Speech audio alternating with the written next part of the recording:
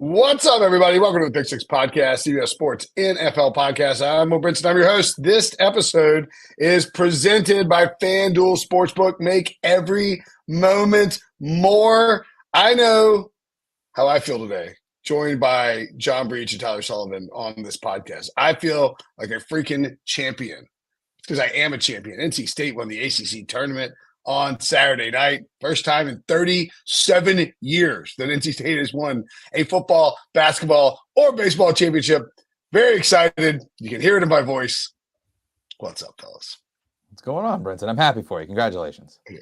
I'm really also happy, exciting, Brinson, because are you? Did you go to sleep in that shirt? Is that your green St. Patrick's Day shirt, and you just slept in it last night and just celebrated the whole weekend? I've been wearing a green shirt for the last 3 days for sure. It feels kind of lucky. I'll be honest, Sully. I'm more happy. Like, I had a better Saturday this past Saturday than you did the Saturday before, or like 2 Saturdays ago. Whenever you got married, I kid. Let's. We had lots of news happen either late Friday or maybe it was Thursday after we finished the show. Let's get to it. Namely, some borderline stuff in terms of emergency podcasts, but we didn't end up doing them. Again, see St. Patrick's Day and NC State's miraculous tournament run. Aaron Donald hung up his cleats and walked away from football. A big blow to my Rams. The hope that the Rams would maybe make another Super Bowl run this year. But Donald had been thinking about doing this for the last couple of years. Sean McVay talked him back into it. People joke all the time. It's like first, like talk about like the Hall of Fame chances for certain players. But I mean, like Aaron Donald is. I think he's the greatest defensive player of all time. He's one of the 2 or 3 greatest defensive players of all time. I think you put him up there with like Lawrence Taylor and Reggie White, and a mortal lock for the Hall of Fame. Really, the only 2022 maybe Breach, the only sort of pock on his resume. Yeah, it really blows my mind that we're talking about someone who only played for 10 seasons being an absolute lock. But Brinson, look, I know that sometimes you exaggerate about locks for the Hall of Fame, and sometimes Wilson gives you funny faces. But if he was here right now, no one would, because this seems like a slam dunk. I mean, we are talking about someone who was first team All-Pro in 8 of his 10 seasons. We are talking about someone who was a 3-time Defensive Player of the Year, tied for the most in NFL history with J.J. Watt and Lawrence Taylor. We are just talking about someone who was absolutely dominant on the interior of the defensive line, which is just not something – we don't see that kind of dominance from that spot. We haven't seen it over the past 2 decades besides Aaron Donald. And personally, I mean, I literally have nightmares every night about the Bengals' final offensive play in Super Bowl 56 when 4th and 1, you get 1 yard, you got to get a first down, get in field goal range, get Evan McPherson, tie the game. But no, Aaron Donald blew that up. Jamar Chase was running wide open down the sideline. If Joe Burrow gets an extra 0.5 of a second to throw the ball, the Bengals probably win that game, but they didn't, because Hall of Famer Aaron Donald made a Hall of Fame play, blew through the line, put pressure on Burrow, and that was it. I mean, how many defensive players get to make a game-winning play in the Super Bowl? So yeah, Aaron Donald, definite Hall of Famer. I think it's a good point that you bring up, Breach, that he's doing all of this. You look at all his numbers, you look at his All-Pros, Defensive Player of the Year stuff, as an interior defensive lineman. I mean, you'll talk about who's the greatest defensive player of all time. You'll hear Lawrence Taylor, J.J. Watt might even get thrown in there. But those guys, a lot of it came from the edge. This dude was doing it all from the interior, which is just such a much more difficult area on that defensive line to put up stats. And the fact that he was able to and make those types of impact plays. You're talking about the Super Bowl against the Bengals, the one against the Patriots, Super Bowl 53 or whatever it was. Devin McCourty had a tweet right after he announced his retirement that Bill Belichick, you'd still remember him saying that this dude will wreck the game. This guy will blow everything up humanly possible. And when you have one of the greatest head coaches, maybe the greatest head coach of all time, saying that about a singular player heading into a Super Bowl, that just shows how great he was. 40th all time, tied 40th of all time in sacks from the interior defensive line, and playing for a career that wasn't like Julius Peppers Fifth all time in sacks with 159. I mean, he played forever. Donald, I mean, if you recall, coming out, actually fell in the draft because of his size. People thought he was too small. They were worried he wouldn't hold up against NFL pass rush playing at Pittsburgh. I remember seeing him live just because the matchups. And I thought he was probably the best player in the draft. I wish I'd written that down as a hot take because it obviously ended up being correct really, really quickly. And he dominated. He's an incredible player from Jump Street. He was Defensive Rookie of the Year in his first year. As Breech pointed out, 3 Defensive Player of the Year awards in a 4-year span. He also finished second in his second year and fourth in his third year. He somehow wasn't All-Pro, first-team All-Pro his first season, which is just sort of a mistake. He was a Pro Bowler and he was Defensive Rookie of the Year, and it was just kind of a screw-up. And then in 2022, they really just shut him down. He still made the Pro Bowl, but they shut him down early after 11 games because he was a little dinged up. They wanted to make sure he could come back last year and make a run, and he was his typical dominant self in 2023. I think, it's actually interesting. J.J. Watt, our colleague J.J. Watt probably wins a couple more Defensive Player of the Year awards, or Aaron Donald maybe wins a couple more without J.J. Watt. The fact that those two guys were at the same time is pretty remarkable, and just an incredible career for Aaron Donald. The Vikings made a big swing in the draft after losing Kirk Cousins. They traded the 42nd and 188th picks in the 2024 draft, plus a 2025 second-round pick to the Houston Texans for their Texans' first-round pick, number 23 overall, and then pick number 232. Reminiscent, I think, Sully, of the Eagles making this kind of play in the draft when they made their move to go get Carson Wentz, sort of setting up a pre-draft trade. Right, and certainly something that was on my radar up here in New England with the Patriots having the number 3 overall pick. Is that a team that they're targeting, the Minnesota Vikings, to possibly say, hey, listen, if you don't love quarterback X that falls to you, maybe we want to be the ones that jump up? Or do they jump up? Have you heard the conspiracy theory with KJ Osborne? Go ahead, let's hear it. It's that the Patriots signed KJ Osborne to kick in a compensatory pick for the Vikings that the Vikings can then use later once the comp picks are announced, to trade to the Patriots in the future. It's a great conspiracy theory. All right, it's fine with me. I mean, listen, I would much rather, if I'm in New England, if I'm one of these teams that are inside the top 3, whether it's Washington or New England, I would much rather take the quarterback up top and take the gamble, just because you never know how high you're going to get ever again. But if you're telling me you're going to get 11, 23, and then maybe next year's one, I don't know, one of these crazy returns that we've seen in the NFL draft before, you have to at least think about it. Now, is it the Patriots at number 3? Maybe. I actually think it's probably somewhere in the top 5. What is it? Is the New York Giants that have number 5? I'm sorry, no, it's the Giants are at 6, yeah. Whatever the Chargers. Yes, I'm sorry. It's the Los Angeles Chargers at number 5. That to me kind of feels like the team that could possibly move out of that pick, collect more assets to build around Justin Herbert, and maybe that's the team they jump up and select J.J. McCarthy out of Michigan. That to me feels a little bit more plausible. I actually bet that earlier, just in full disclosure. What was the bet? What was the bet? J.J. McCarthy. J.J. McCarthy, number 5 overall pick. It was, I think, 5 or 6 to 1. Maybe you trade Justin Herbert and you draft J.J. McCarthy. That's how you really sure. So if Sully's not on this podcast on April 28th, it is because he hit it big betting on J.J. McCarthy to the Vikings. Yeah, I think the most interesting thing here is that the 23rd overall pick originally belonged to the Browns, and then they gave it to the Texans as part of the Deshaun Watson trade. That's right. And now here we are. It is once again changing hands again, and it could lead to a team acquiring a quarterback. And so, yeah, I think you guys hit the nail on the head. This does feel like ammo for the Vikings to move up, probably into the top 5. And I think there's a couple teams that have an interesting choice here. I mean, the Arizona Cardinals, do they want to stay at 4 and take a receiver? Probably. But if you tell them, hey, look, you get to pick 11, 23, and a first or second round pick next year, I think you have to seriously think about that. I mean, you can't just totally discount that. So not just the Patriots at 3, but the Cardinals at 4.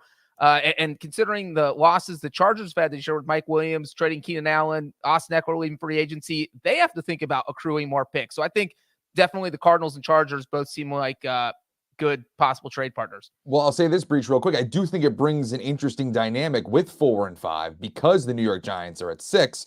You have this team in the Vikings that now have these 2 first-round picks that can vault up. If you're New York and you possibly want another quarterback, if you want to jump into that range to replace Daniel Jones, maybe you have to jump to 4 to beat someone who's at 5. I just think that there's a lot of things that could happen here over the next month or so with those teams in particular.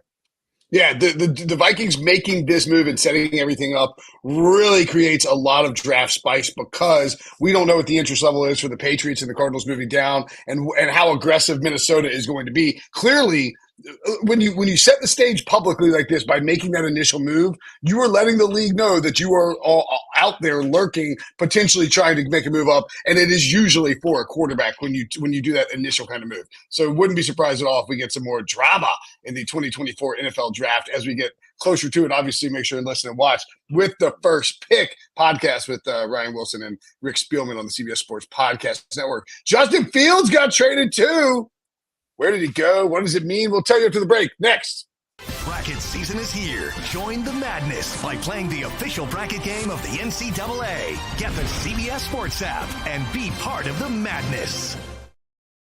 Justin Fields dealt on Saturday night to the Pittsburgh Steelers for what amounts to a ham sandwich. The traded for a 6th round pick. It could turn into a 4th, but Breach, man, this is a guy that you got the Bears to 7-10. The Bears are honestly only trading him.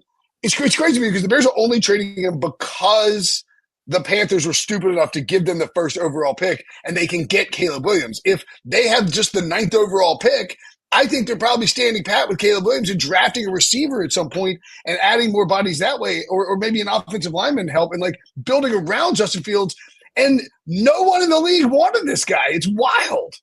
Yeah, it was really weird once we saw the dominoes start to fall at quarterback, and it kept after the first week of free agency, it was who's going to trade for Justin Fields because it doesn't feel like there are any starting spots out there. We talked about how the one spot that is maybe still open is the Broncos, but Sean Payton does not seem like someone who would want to take advantage of Justin Fields' skill set because he's more of a fan of guys who are very strong out of the pocket, as we've seen with Drew Brees. And not named Russell Wilson. and not named Russell Wilson. Man, if I can grade the Bears for this, it just feels like an F here because they got nothing. Mac Jones got traded for a 6th round pick.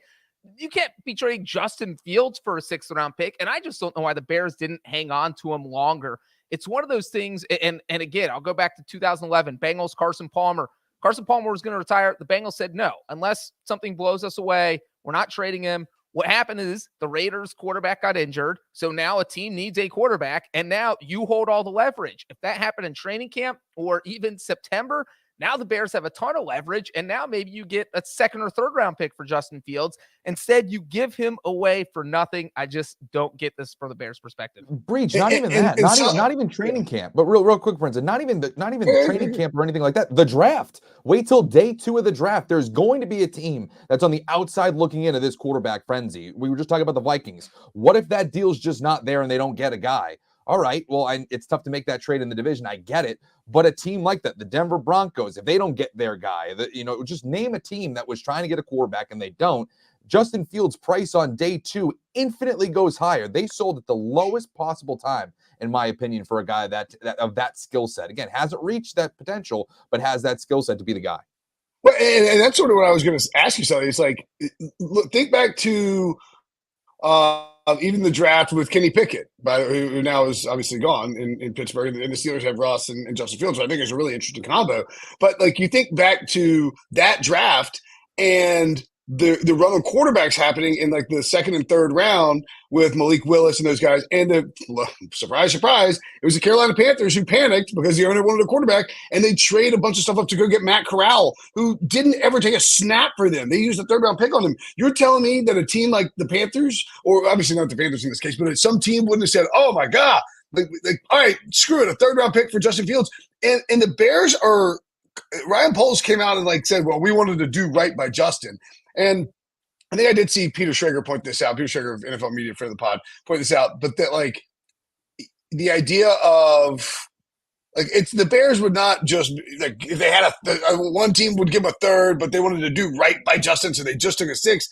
Internally, they would have like a disaster in their hands. They would have mutiny because of like how people in the front office would respond if the GM did that for the freaking backup quarterback. But I agree with you 100%. Hold on to the guy and let his value build. Who knows? Maybe the guy you draft gets hurt, and you think you've got a team that can win, and you have a great backup in Justin Fields. It's insanity. The one question that I do have quickly, and Breech, I'll just toss it to you, and then you can make your point. Does Russell Wilson sign with the Pittsburgh Steelers if he knows this trade goes down, or is he playing it somewhere else? I don't know that Russ that's a great question. I don't think that Russ had a ton of landing spots, but I think the answer is probably no, because Russell Wilson is not a big fan of like competition in this sense. Like he's always like about compete. And don't get me wrong, he thinks he can win the job, but he wouldn't sign with the Steelers if he thought that they were going to bring in Justin Fields, who fans will be chanting for him and begging for him at the drop of a hat if Russ struggles. Well, I think if Mike Tomlin told him that he was going to be the starter, that he probably would have signed, and expect Tomlin not to backtrack on his word. I think it does get more awkward if they get to training camp and Justin Fields is the more talented quarterback and the players can see that on the field. That definitely makes it a little more awkward. But Russell Wilson clearly seems like he likes Pittsburgh so far and what he has around him. So I do think he would have signed. But who knows? Who knows? And the one thing I will say is that the Bears are going to look really silly if the Steelers flip Justin Fields. Maybe Fields doesn't even make it to training camp. You said you're drafting, Sully. Maybe somebody calls the Steelers up during the draft on day 3 and says, all right, we didn't get the quarterback we wanted. We'll give you a 3rd-round pick for Fields. Or, again, the training camp thing, a QB goes down. Somebody calls the Steelers up. Hey, we'll give you a 2nd-round pick because we are so desperate. We don't have a starting quarterback. And now the Steelers look brilliant, and the Bears look like total fools for, as you said, it's always selling at the lowest point possible. And the Steelers absolutely have not, I would assume, not told anybody that we're silly. You're silly, Musso. You're a silly little Bears fan. The Steelers have absolutely not told anybody that like Justin Fields we'll do right by you. Don't worry about it. Some other items that we got to hit. You mentioned the Keenan Allen trade.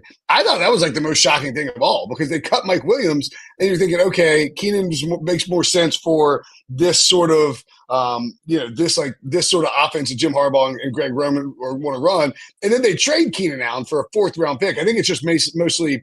I guess let me ask you this: like, what out of the Chargers moves surprised you the most? And do you think, Breech, if there's any sense, or sorry, if you want to go ahead, any sense of like, okay, maybe Jim Harbaugh doesn't think this roster is ready to win right now?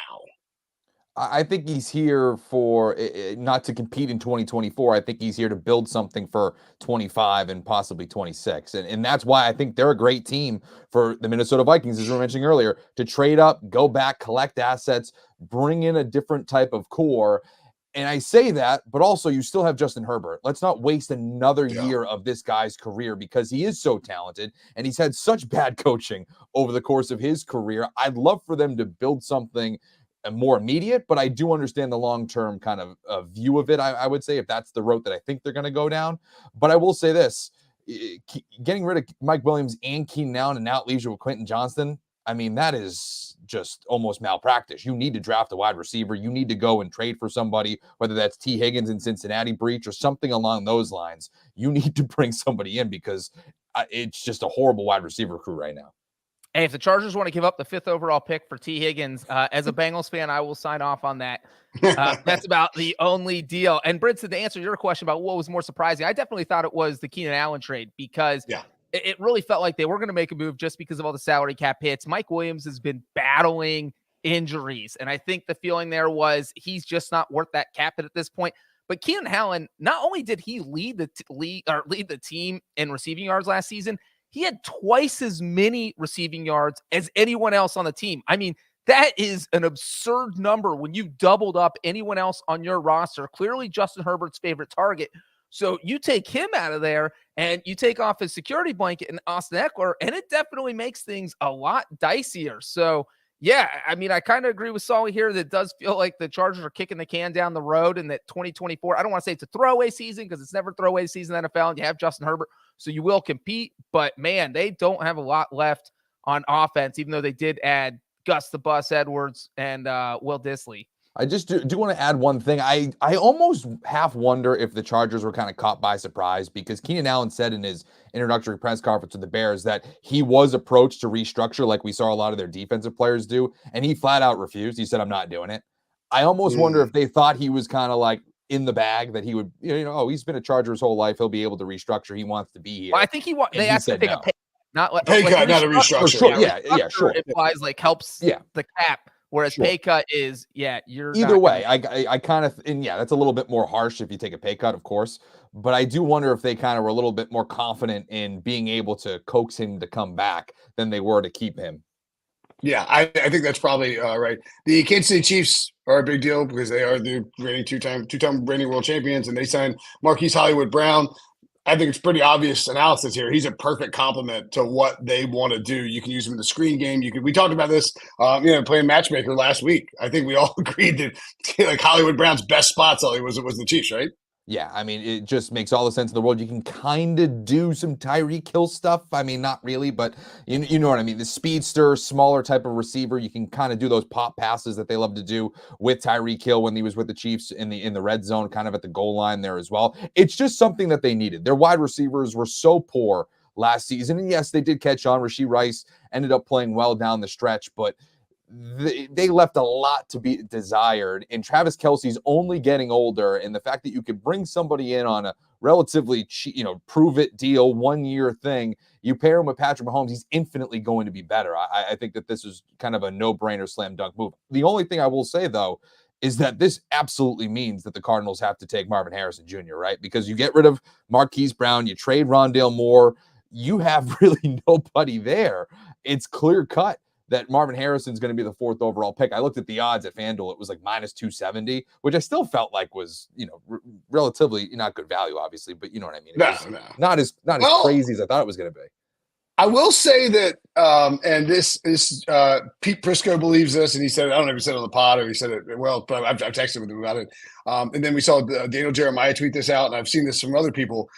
They think that a lot of teams might have Malik Neighbors above Marvin Harrison Jr., which I think is really interesting. So, like, I'm not sure what Neighbors is at Neighbors is probably the second favorite at 4th overall, because you got to factor in the possibility of a trade for a quarterback, but also like, do the Cardinals like Neighbors better? I mean, they could go Neighbors at 4 over Marvin Harrison Jr. I would be pretty surprised personally as well. I think Harrison Jr. is like that big alpha one that is like Marvin Harrison Jr. is going to be good.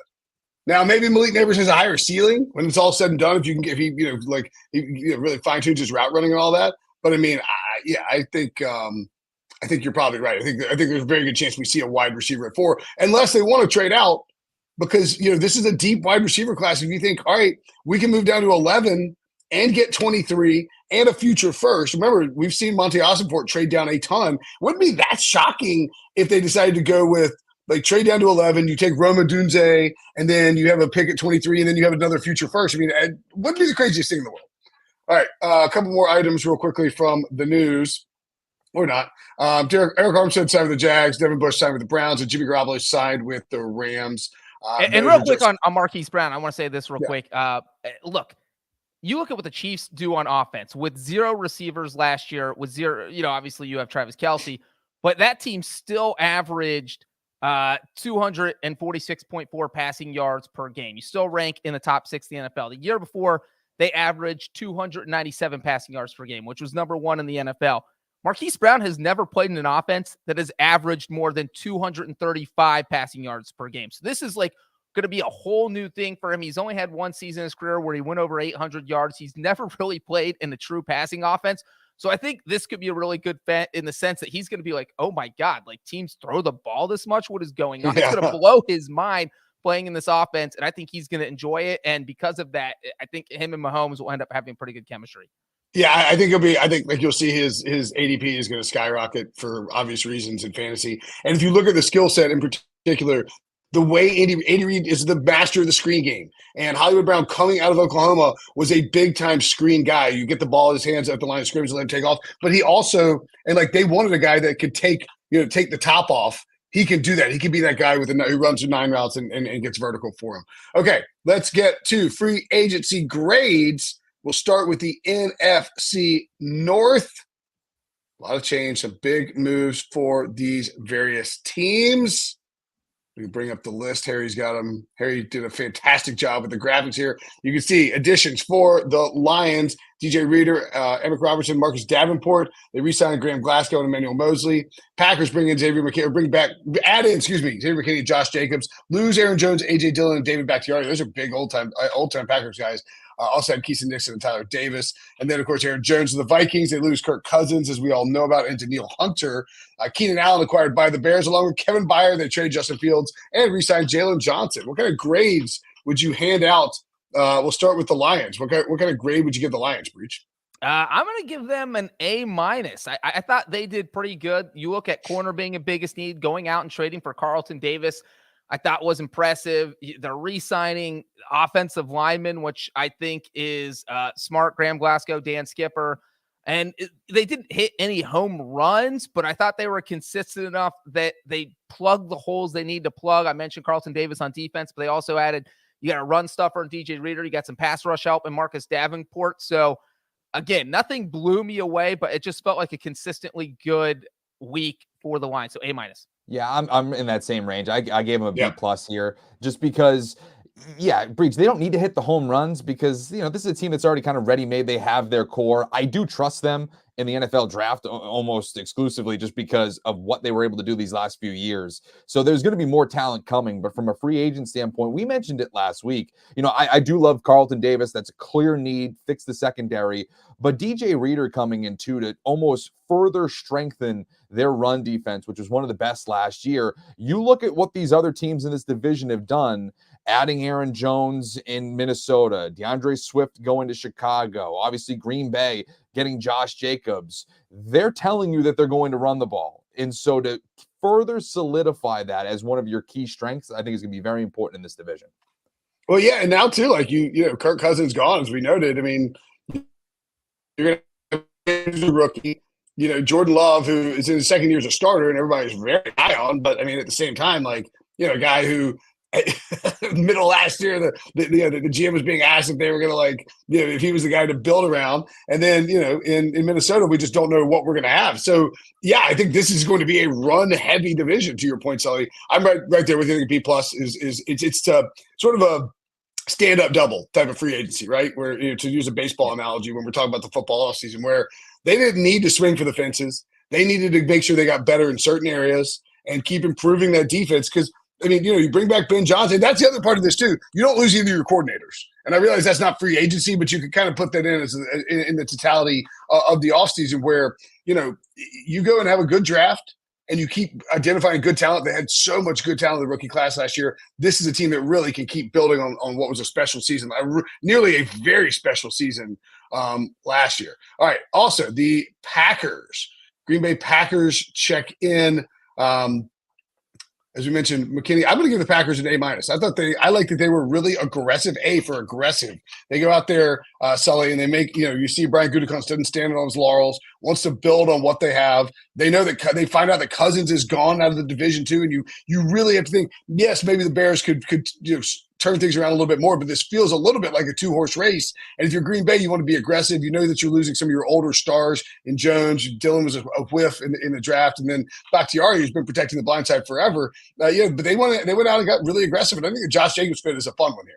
Yeah, I think Josh Jacobs is really going to be fun. I like Xavier McKinney as well. I mean, this is a team that was taking the San Francisco 49ers to the brink in the postseason. I mean, they peaked very early in the Jordan Love era, as early as we all could have possibly even conceived. We thought that this was going to be kind of a multi-year rebuild. Let's see if he's the guy, and they just caught fire down the stretch. So I like them adding some talent around him, defensively and certainly offensively. I think Jacobs is going to be a fascinating piece. I mean, Breech, we talked about it early last week, that the fact that they were so aggressive in trying to in going after Josh Jacobs means that LaFleur has a plan for him in his offense, which I just think is going to be fascinating to watch unfold.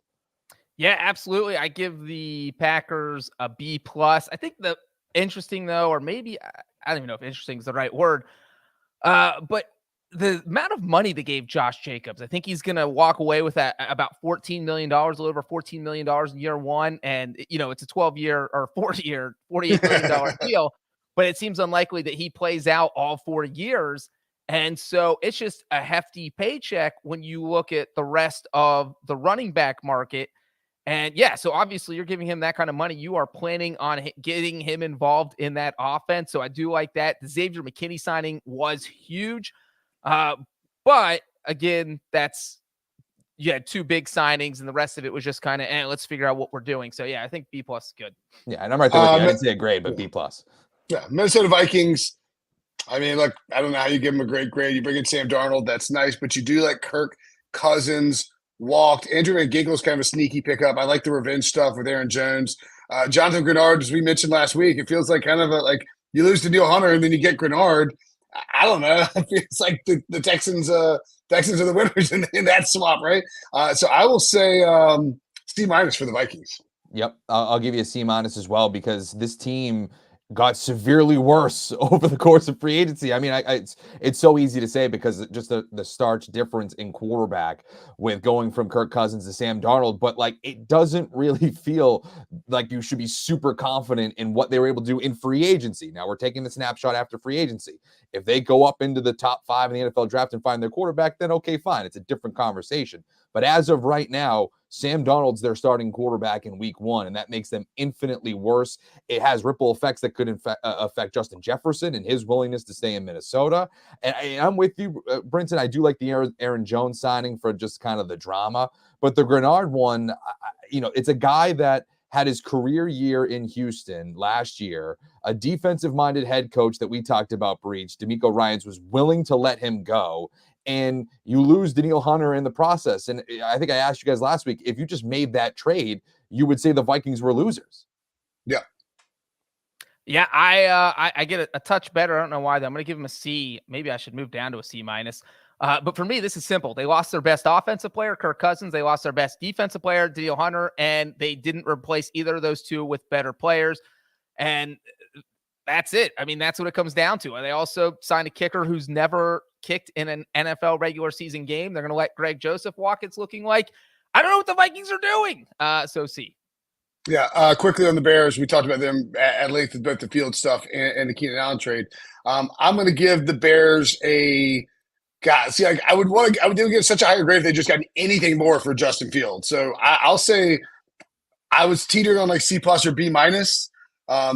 I'll say C+ just because I'll say B- because I think the Keenan Allen thing helps you a ton. He's a great pairing with DJ Moore, but then like you just giving a 6th-round pick for Justin Fields is just terrible. I'm gonna look at it as sort of like they basically swapped Justin Fields for Keenan Allen and gave up a little draft capital to do it. So like I think that's a much better deal than thinking about it individually. Yeah, that's a good way to look at it. I would say, I'm a little bit higher. I would probably give him a B. I'm trying not to be a prisoner of the Justin Fields situation. Yeah. We know Caleb Williams is coming. It's not like Minnesota where they're kind of sitting out in the abyss and we don't know exactly what's going to happen at quarterback. We know exactly what they're going to do at the NFL draft and bringing Caleb Williams number 1 overall. I love the Keenan Allen pickup. I love the Kevin Byard pickup. DeAndre Swift was a little bit interesting. I don't know if he's the best back to make your bell cow out of that backfield, out of all of these running backs that were available. I don't know if he was the one to specifically target. And they were first on him. They got him before. Yeah. They were doing it day one, right. Almost felt like in the same breath as the Packers were getting Josh Jacobs, they were going after DeAndre Swift. So I don't know if I necessarily love that, but I definitely give them a B here. I think overall, I like what they've done. I'll split the difference, B-. I agree with the Keenan Allen trade is really what put me over the top. You get him for a 4th-round pick. That's pretty strong. Yeah. Gerald Everett at tight end. You're giving, and DeAndre Swift, obviously, you're giving your new quarterback, probably Caleb Williams, some weapons to work with. And that's what you have to do to make life easier for the rookie. And you mentioned Kevin Byard saw it. And the reason I love that is because you got him for $7.5 million a year. That's a pretty solid price for a player of that caliber. So I'll give the Bears a B-. Deion Sanders wouldn't have paid him that much. Don't worry. Deion told him, "You stay being a fan. I'll stay being a man." He's like, "I'm an all-pro safety, dude. What's your problem?" All right, let's take a break. When we come back, NFC South grades continued next. But first, make sure and join our podcast bracket group. It's bracket time to get yours on now on the CBS Sports app. You can play in the men's and women's pools with friends and join our challenges for the chance to win a new Nissan Rogue and trips in the 2025 Final Four. Get the CBS Sports app or visit cbssports.com/play to start filling out your brackets. No purchase necessary. See rules and terms for details.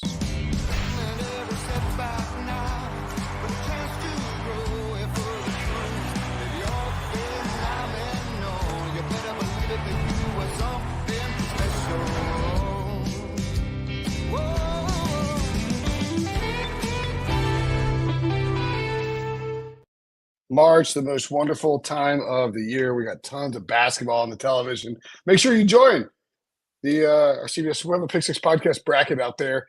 You can join us, play against us for, I don't know, Brinson sucks hats that Debo will never mail. Sound about right? How irrationally far are you going to put NC State in your bracket? Not that far. I don't think. Sweet 16? I think we. Not that far. Final Four. No, I mean, like, here's the thing is, like, just really quickly on it is we played 5 games in 5 days. No ACC team has ever done that and like won the tournament, which is insane that we did it. We beat our rival Carolina. I think there's a lot of like happy to be there. We are playing with free money because we got in. We weren't going to be in otherwise. We almost lost on Tuesday against Louisville. We played a really terrible game, and then Jim. I think this is underrated in the whole thing. Jim Boeheim on the broadcast, for whatever reason, they had Boeheim doing this, and Boeheim's such a. I can't stand Boeheim. It repulses me. Just anyway, Boeheim is like, our guys were celebrating. He's like, I don't know if I'd be celebrating if I were like doing the goggles thing. Like that if I were a team that lost 5, 6 regular season. And the guys heard it, and like they changed the way that they played for the next 4 games. They played like some of the most elite basketball in the freaking like country over the next 4 games. Beat Duke, beat Carolina, and I just wonder, it's like you go into it and you're thinking like we're gonna go win the national title, or you like we finally broke this 37-year-old curse. You know, it's almost like you would have been better off playing like starting the NCAA tournament on Sunday. You know, and like they could have kept going even with the tired legs. I don't know. I think it'll be interesting to see. I know that. There's a big sense of relief in Raleigh and amongst like the fan base. And I think that that's always a little concerning, you know? Yeah. That exhale game is always around the corner. Right. Yeah, exactly. All right. Moving along, the NFC South, we start with the Tampa Bay Buccaneers added Jordan Whitehead, but mainly, more importantly than anything, brought back a bunch of guys. They bring back Devin White, Mike Evans. No, excuse me, they lose Devin White. I'm sorry. They bring back Antoine Winfield Jr., bring back Levante David, bring back Mike Evans, and bring back Baker Mayfield. What do you give the Bucs here, Breech, in terms of a grade for basically trying to run back the NFC South champions from the last couple of years? Yeah, I'm going to give them a B. I mean, as you said, they're trying to run it back. But look, you didn't win a playoff game last year. You're bringing back the exact same team. Yeah, they did. They beat the Eagles. They did beat the Eagles. That's right. Okay, well, you're bringing back the same exact team. That it's not like they ran away with the NFC South. So if they had gone 12-5 and finished 3 games ahead of everyone, that's one thing. But they went 9-8. And so I'm not sure I'm bringing back the same exact team that went 9-8. I just don't feel like they did a lot of upgrading. And you know, I'm not going to be picking the Buccaneers to win the Super Bowl. So I'll give them a B.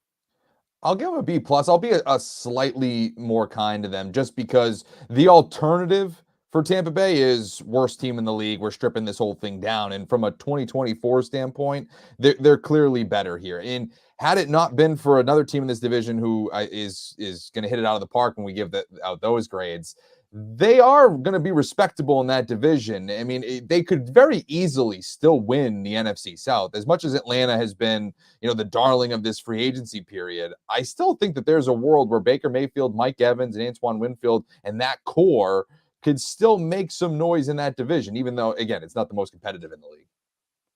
Yeah, I give it a B+. I think mainly because, one, there was all these guys, with the exception of Antoine Winfield Jr., were basically allowed to hit free agency of some form or fashion. They tagged Winfield Jr., but they they brought these guys back and because of this culture that they wanted to come back to, and they are running it back. And I think once again, they're not going to be the favorite. The Falcons are going to be the favorite to win the division. We'll talk about them in a second, but the Bucs can easily win the division. I do agree with Breech, like in the sense in what you were trying to say, Breech. I know they did win a playoff game, but the Eagles were collapsing, and it's like this, but like, you know, they could have, frankly, they could have gone to the NFC title game fairly easily. Maybe, who knows, like won the NFC, but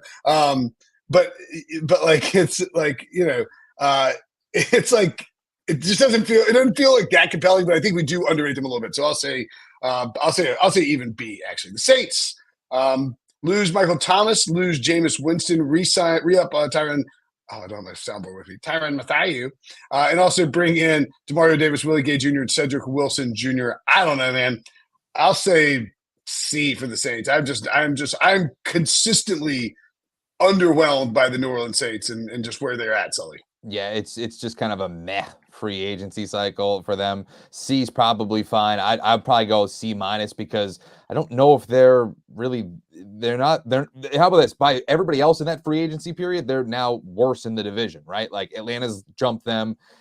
And their linebackers I like Willie Gay Jr., like I like Demario Davis, like their linebackers would be fine, but like I just don't know if they've done anything to the level of either retaining your stars from a year ago, like Baker Mayfield, these real movers and shakers, or going out and swinging for the fences like Atlanta. They just kind of seem like a team that's meh, that's always like weirdly like $100,000 million under the cap. They have to restructure like 45 people. It just seems like they have more work to do than any other team to get cap compliant. It just seems very difficult for them leading up to the start of the league new year. So I don't know. It just feels a little bit meh for this team so far.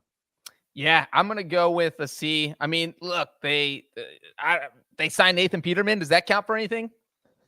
No, sure doesn't. Okay, then I'm going to go with the C.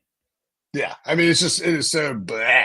The Atlanta Falcons, the opposite of blah. They go get Kirk Cousins on a huge deal, then sign Darnell Mooney to 3 years, $39 million, trade for Rondell Moore. They obviously traded away Desmond Ridder in that spot, and they re-signed a few guys of their own.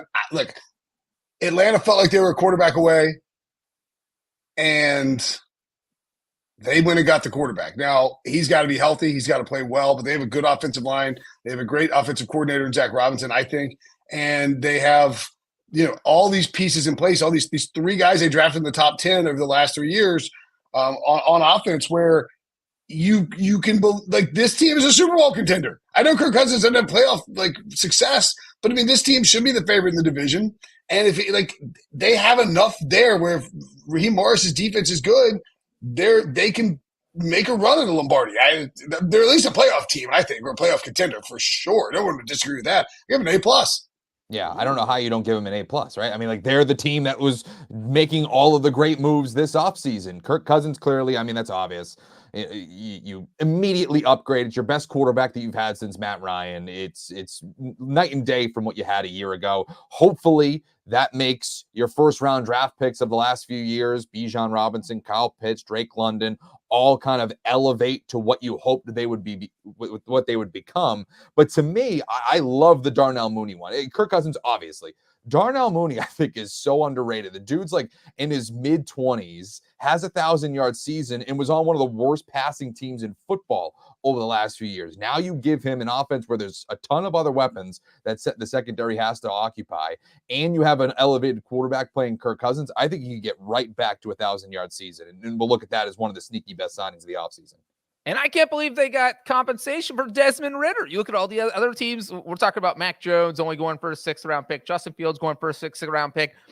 The Falcons got someone who might actually be productive in their offense in Rondell Moore. When you're talking about being a third receiver behind Darnell Mooney and Drake London, he could put up some decent numbers. I mostly agree with you guys. I'm not going to go full A+. I'm just going with the regular A. No plus.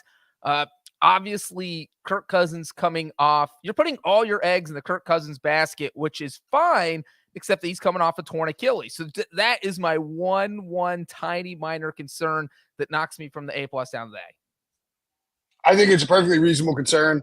I got the same concerns. I just think we've seen enough from these quarterbacks in the modern era where they can bounce back from injury. And I think Cousins, like, for what they stated that they wanted out of a quarterback, and for what they got, they would have got the best guy available, who really like the only.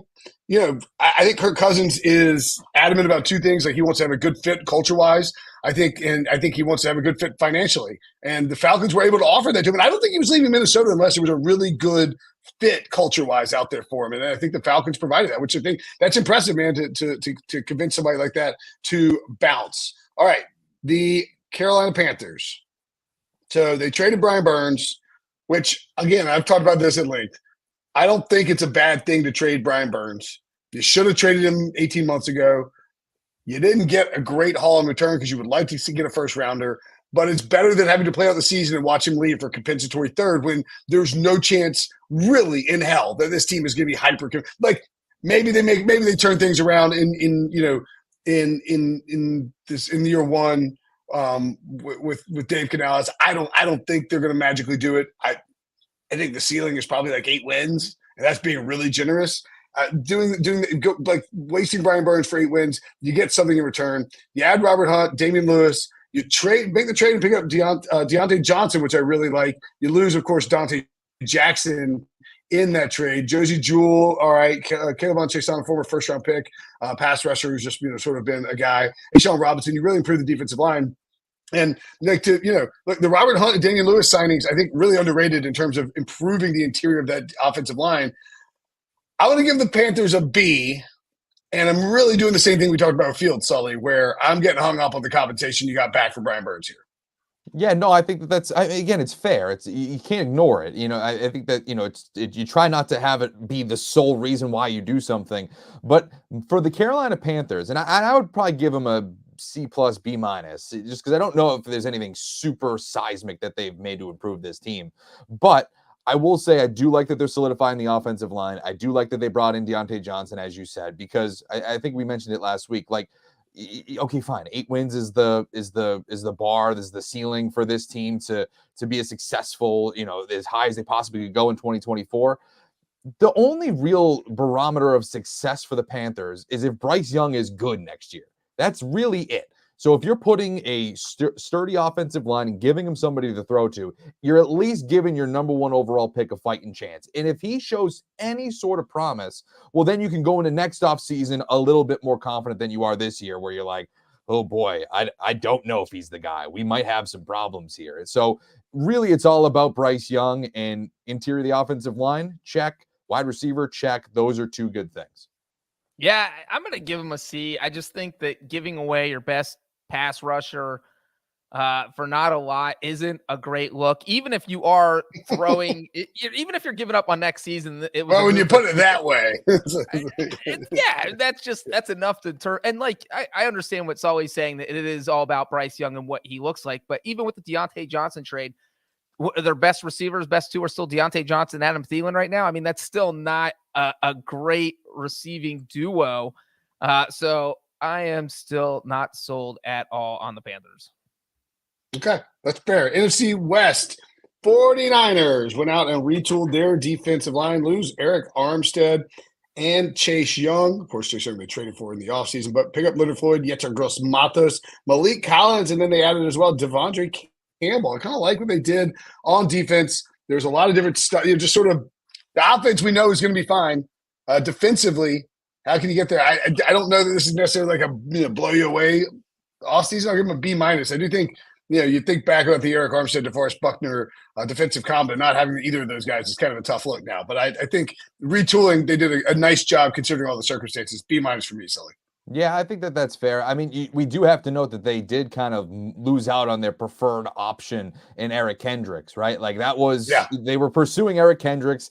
They seemed to agree to terms in the legal tampering period, and then all of a sudden Dallas swoops in and signs them to a 2-year deal. They have to pivot to Devondre Campbell. So anytime that happens, I don't think you can't be like, oh, well, this has been great. They missed out on one of their top options at one of their key positions. So I'll probably be right there with you, B-. I do like Leonard Floyd. I just think he's perfect for these Super Bowl contenders. Let me just pop in for a year. Let me contribute off the edge and work in that route. So yeah, no, I think B- is totally fine because again, they didn't really have that many holes on offense. I mean, they're going to be great. And so defense, you kind of pick and choose your spots. You know what? I didn't think this would happen. I think this might be the first time we're going to go straight agreement. I'm going to go B-2. The 49ers didn't do anything flashy. Brinson mentioned the Eric Armstead stuff. You release him because he doesn't want to take a pay cut. I do like that they traded for Malik Collins. They didn't give up much, and I think that could be a sneaky good addition. But other than that, they've been pretty quiet. They did get pass rushing help, which is what they needed. We still know they're going to lose Chase Young too. But with Leonard Floyd and Gross Matos, those are two pretty solid additions. So they didn't do anything to wow me, but they didn't pull a Dallas Cowboys, who we'll talk about in a little bit, and do nothing. So I'll go B-. All right, the Rams picked up Cam Curl, sneaky good signing. Jonah Jackson as well, Darius Williams, and then also added my boy Colby Parkinson. I think, man, that the Aaron Donald loss is a dagger for me as somebody who's been pumping up the Rams all off season, just because this team looked like it really did a great job getting ready to be physical in the run game. And to lose the best defensive player in maybe NFL history, not to mention obviously your best defensive player in the sort of the motor that makes that defense goes, that's just it's a tough loss. I understand why Aaron Donald did it. Hall of Fame career, wants to walk away, probably doesn't want to play at anything other than 100%. But I thought that this team had legitimate Super Bowl aspirations. I think that comes down certainly a little bit because of the Donald loss. I'll give them the Donald thing is huge, man. I can't overstate it. Like, I would say I think it's a B+ now for the Rams. And it's not like they did anything wrong. Aaron Donald just retired. Yeah, no, I'd give him a B. And this is the thing that I was always wondering about with Aaron Donald. Like, there's immediate reports after that say, like, oh, the Rams were fully aware. They knew all of this, blah, blah, blah. Okay, yeah, that's what you have to say. If you say you're caught off guard by it, then it just makes you look bad. But, like, how aware were they at the start of free agency, start of legal tampering period, that he was leaning in this direction? Like, was this something that they 100% knew, or are they caught a little bit off guard and they'd say, hey, listen, if we actually knew that, we'd probably try to clear as much cap space as humanly possible to go after Christian Wilkins to help us solidify that defensive line. Like, I don't know if you could, move that much cap space to get that type of contract to bring him aboard, but you know what I'm saying? Like, I wonder how much knowledge they had. Maybe they had some inklings, but was it definitive at the start of free agency, or was it like at the end of the week saying, I'm kind of out? I would give them a B here. I do like the Cam Curl signing. I like bringing back Darius Williams. I even like the Jimmy Garoppolo signing. I think that's a great landing spot for him. I think it's really fascinating if something happens to Stafford, if he comes in as kind of that veteran guy with Sean McVay, very familiar with the new offensive coordinator. Mike LaFleur was the passing game coordinator at San Francisco when he was there. So there's a lot of familiarity with that offense. I would give him a B. I think it's been solid, but yeah, of course, you lose one of the best defensive players of his generation. Yeah, that's gonna stink.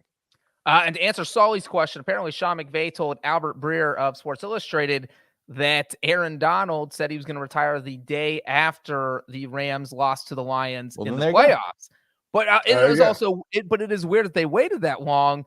Why not announce it when you have that kind of open window after the Super Bowl, before the combine, or after the combine before free agency? There are plenty of spots. And if the Rams did know that, it doesn't feel like they really went out and found somebody who could even start to replace him. I know you mentioned Christian Wilkins, but obviously the Aaron Donald thing is huge. But I do like what they did on defense in the secondary, bringing back Darius Williams, also signing Cam Curl. I think those are both two very, very good signings, maybe even underrated signings. And then obviously fortifying the offensive line with Jonah Jackson and Kevin Dotson. Look, Matthew Stafford is getting older. He can't keep taking hits. You need a good offensive line. So I liked both of those. I got the Rams with a B. All right, Seahawks. Added Rashawn Jenkins and Sam Howell, the latter being a trade. Brought back Leonard Williams, Noah Fant, Artie Burns. Did lose a bunch of guys in the secondary, plus Drew Lock, Jamal Adams, and Quandre Diggs. But those are mostly salary cap, constraints. I think I give the Seahawks a C+. Nothing special, nothing snazzy. Yeah, C. Nothing crazy. Didn't really move the needle for me much at all. What? Did you give him a C+ too? I give him a C. I didn't really didn't really love anything. I'm going to go with Brinson, C+. Interesting they traded for Sam Howell. I think that who knows? Obviously, Geno Smith expected to be the starter, but who knows how that will play out. They released a bunch of guys, which was interesting. But yeah, I'll go C+ also.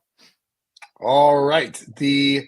Finally in this division, the Arizona Cardinals bringing Justin Jones. Shout out Justin Jones, Wolfpack. Sean Murphy-Bunting, Jonah Williams, and traded for Desmond Ridder. Lose, of course, Marquise Brown, DJ Humphreys, and, just basically don't have any wide receivers now. So other than that, C minus. Yeah, I'm with you. C minus. Again, you don't have anybody to throw the football to if you're Kyler Murray. It's kind of a problem. I know that we all say it's possibly Marvin Harrison Jr., but still, like we were saying with Atlanta, you only had Drake London. You needed to add all those other guys like Darnell Mooney and Rondale Moore. You're kind of in that same spot if you're Arizona. Like, okay, you're asking a lot of this first round pick if that's who it's going to be to carry this offense. So yeah, I'd give them a C minus right now. Yeah, good on them for signing Jonah Williams, beefing up the offensive line, but totally agree with you guys. I mean, who is Kyler Murray throwing the ball to? That seems like a problem. So I'm going to give them just a regular C. I'm not going to throw the minus. I'm going to be nice to the birds. All right.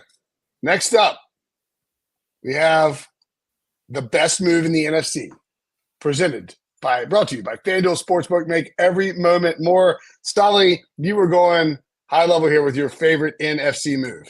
I mean, let's just make it nice and easy, right? Lay up Kirk Cousins, the Atlanta Falcons. It makes them legitimate contenders overnight. They're the favorites to win that division.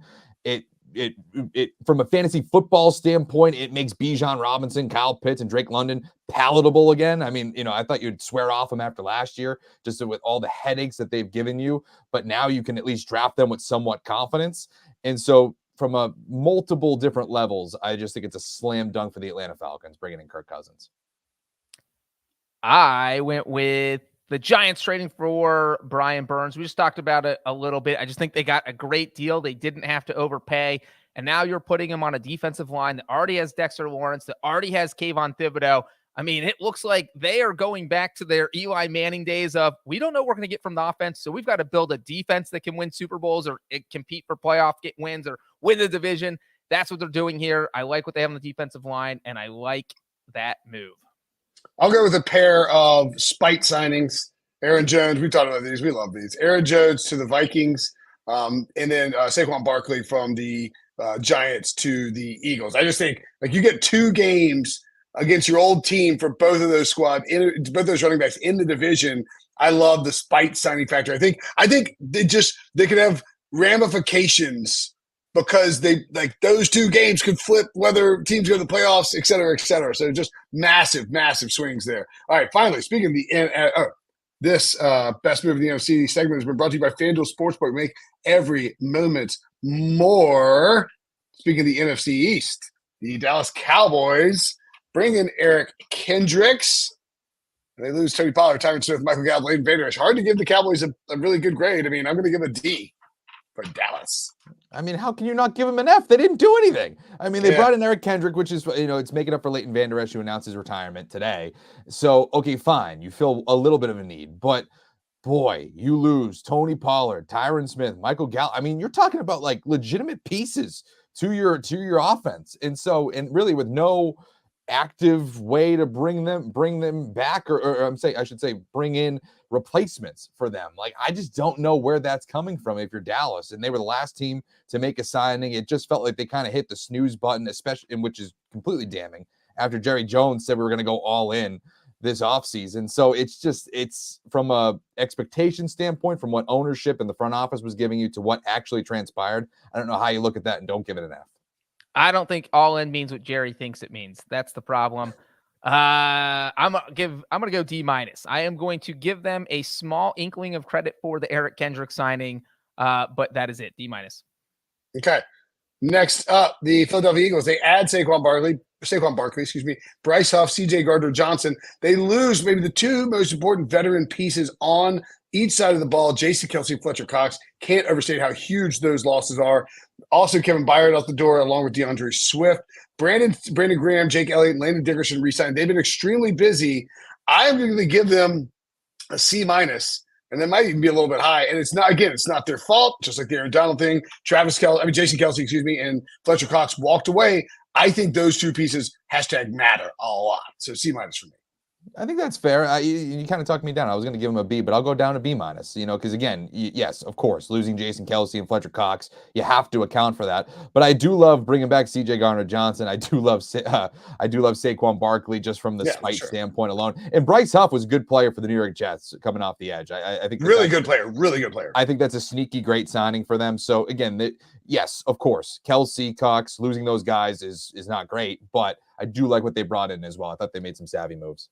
I think this is going to be the first team where we all went with a different letter. I'm going to give them an A minus. Wow. I was impressed what they did.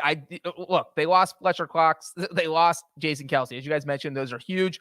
But I love the Gardner-Johnson signing. That's a big one. I think Saquon Barkley is going to take a lot of pressure on Jalen Hurts. That's going to help out the offense a ton. Sully, you mentioned Bryce Huff. Does he replace Fletcher Cox? Probably not, but he is a good pass rusher. I think he can be good in that defense. And let's not forget, they re-signed their superstar, Jake Elliott, to a 4-year deal. I'm giving them an A minus. I'll bump them up to C plus. You talked me into it. All right. Still saying the same letter grade. New York Giants. They trade for Brian Burns, add John Runyon, Drew Lock, and Devin Singletary, who's now going to be their feature back. They lose Xavier McKinney and Saquon Barkley. I think you can ding them for losing some really high picks who were supposed to be homegrown talents. But man, it's hard not to give them a good grade, Sully, for the Brian Burns trade. I'll say a B for the Giants here. Yep, I think that's fair. I think B plus, just because again you're getting a premier pass rusher for a song. I mean, it's just the fact that you were able to get him for what you were able to in basically fleece the Carolina Panthers for someone who I think you could anchor your defense for the foreseeable future. I think that's clearly, a huge boost for them. Obviously, losing Saquon Barkley from an emotional standpoint is a tough one, but for this team, for where they're going, I just don't know if it makes sense to pay a running back. Like the Eagles, it makes sense because you're knocking on the door of a Super Bowl. You feel like he's the guy that could get you over the edge.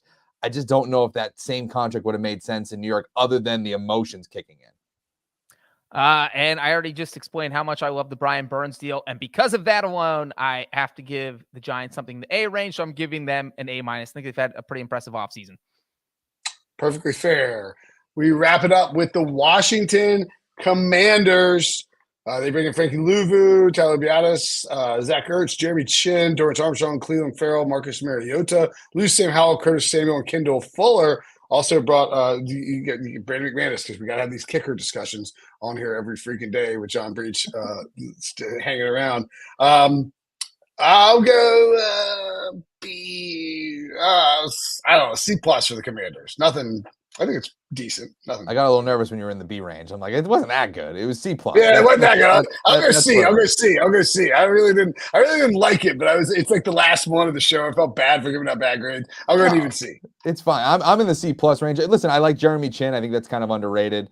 Zach Ertz could be great for a young quarterback. I like Marcus Mariota. This is one of the reasons why I kind of love what they did at the quarterback position, getting rid of Sam Howell, bringing in Marcus Mariota, because it feels like they're going to draft Jaden Daniels. I know the odds of, my buddy sent it to me the other day, like that Drake May was now the favorite at number 2, but that's been ping-ponging a ton. It feels like Jaden Daniels is going to be the number 2 overall pick. Stylistically, it matches well with Mariota, and Mariota is a great sounding board for any one of these quarterbacks that they bring in. A former number 2 overall pick, kind of been handing the keys to a franchise. That alone could really help bring along this young quarterback that they're going to draft at number 2 into the NFL. I am going to go in that B range for you guys that you didn't want to hit up. I actually liked what the Commanders did this offseason. Of course, Brinson mentioned they signed a kicker. That was obviously my favorite move. But look, I think they made a couple underrated moves. I didn't hate bringing in Bobby Wagner. Is he old? Yes, he is old. But he gets to reunite with Dan Quinn, who was his defensive coordinator in Seattle. So I think Quinn brought him in to kind of be that veteran leader on that defense. And then you just look kind of what they did on the offensive line. Nick Allegretti, getting him from Kansas City, I think was a very, very good signing. Man, Austin Eckler, I feel like is going to be somebody who has put up some impressive numbers in Washington. So I'm going to go B minus. Oh yeah, missed Austin Eckler on there. I did like the Austin Eckler signing. Although I do think it's hilarious that we keep getting these like And then Twitter's like, Austin Eckler's an elite running back, best in the league. It's like, dude, it's like Antonio Gates is celebrating right there. Like, we need to settle down. All right, that'll do it for us. That's the NFC free agent show. Myself and Dudes are going to go to the AFC. Remember to like, comment, subscribe on our YouTube page if you're listening to the audio version. Download, follow, leave a 5-star review, and tell your friends to watch and listen to the pod. For Sully, for Breech, I'm Brinson. We'll see you guys later.